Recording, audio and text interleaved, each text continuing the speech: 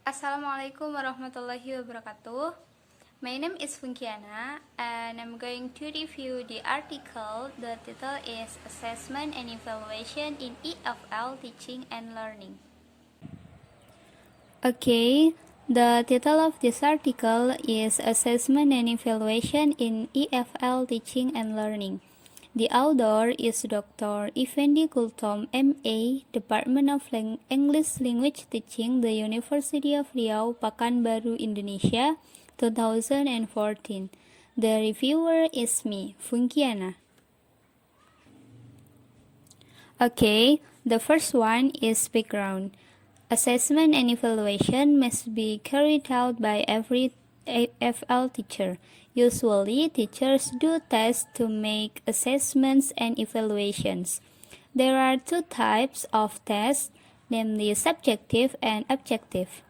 An example of a subjective test is the grading of an English essay. An example of an objective test is a multiple choice type test with instructions of students to tick the correct answer.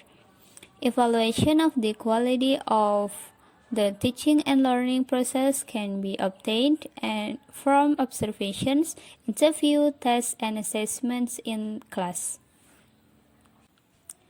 Next is writing purpose. This article is for a deeper dive into assessment and evaluation. Okay, important point. The important point in this article is that the method in this study use qualitative methods obtained from the results of observations, interviews, tests, and assessment in class. Review of related theory. Purpose of evaluation. There are two main objectives of language program evaluation. Number one is program accountability. Number two is program development. And then formative evaluation. Formative evaluation focuses on the development and improvement of ongoing programs. Illuminative evaluation. Illuminative evaluation seeks to find out how different aspects of a program work. Summative evaluation. Summative evaluation seeks to make decisions about the value of various aspects of the curriculum. This article also explains about the assessment of language learning, which contains an assessment of listening comprehension, speaking, reading, and writing. Advantage and disadvantage. Advantage. In terms of writing, this article is informative because this article describes assessment and evaluation in accordance with the title and conclusions made in detail and clearly explained. Disadvantage. The related theoretical review of the writing of this article is quite difficult to understand.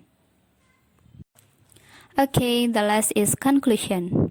English teachers must make judgment about their English teaching outcomes by assessing the process and learning outcomes of their students. This assessment can be done through observation with an emphasis on student participation in the learning process.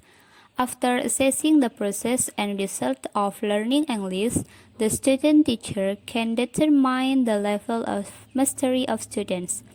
After the level of mastery of students is determined, the English teacher can choose which students have reached the level of mastery of English and which have not.